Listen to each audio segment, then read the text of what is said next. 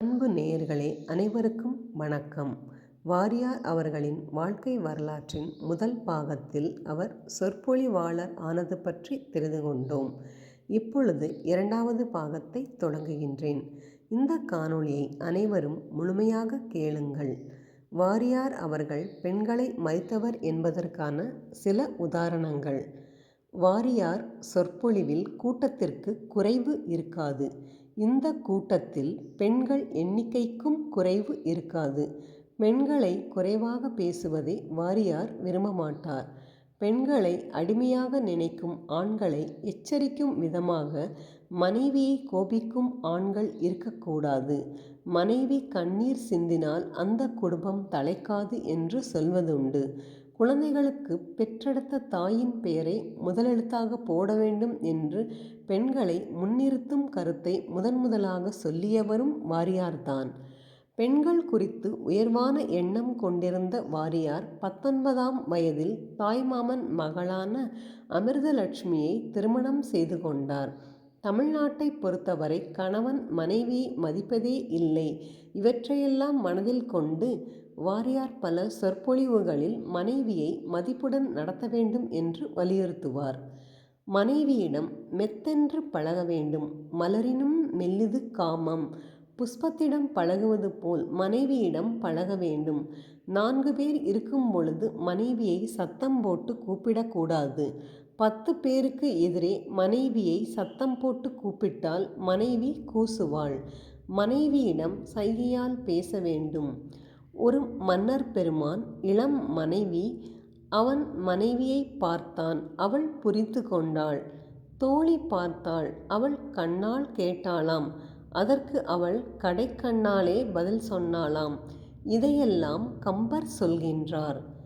தாழ நின்ற ததை மலர் கையினால் ஆழி மண்ணொருவனுரை தான் அது வீழியின் கனி வாயொரு மெல்லியல் தோழி கண்ணில் கடைக்கண்ணில் சொல்லினாள்.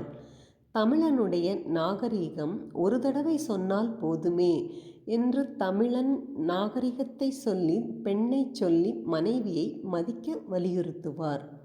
வாரியார் அவர்கள் முருகப்பெருமான் பற்றி குறிப்பிடுவது.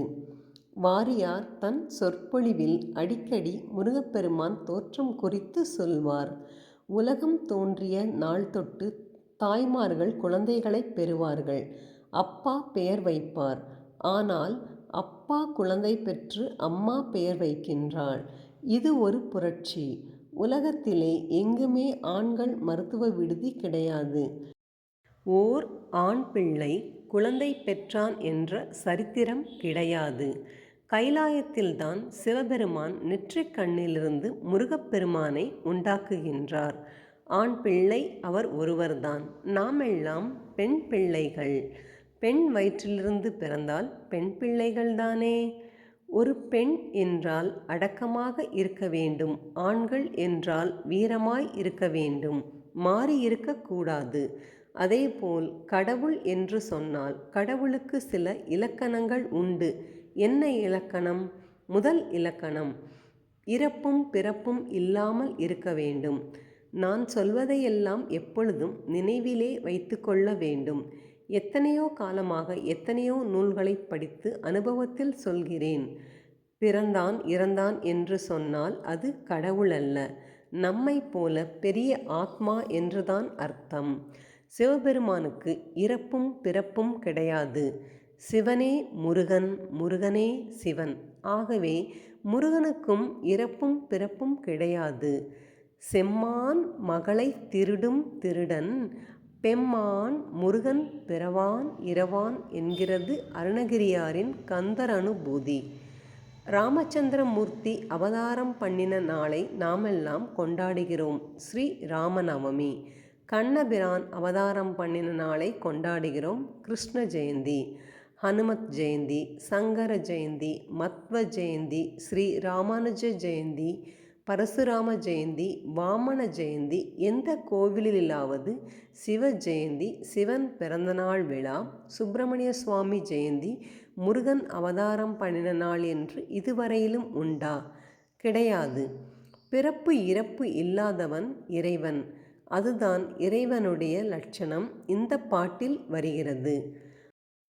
ஆதியும் நடுவும் ஈரும் அருவமும் உருவும் ஒப்பும் ஏதுவும் வரவும் போக்கும் இன்பமும் துன்பும் இன்றி வேதமும் கடந்து நின்ற விமலவோர் குமரன் தன்னை நீ தரல் வேண்டும் நின்பால் நின்னையே நிகர்க்க என்றார். நீ தர வேண்டும் ஆண்டவனே, குழந்தையை நீரே தர வேண்டும். நீ தர, அது தங்களிடத்திலிருந்து வரவேண்டும், நின்னையே நிகர்க்க என்றார்.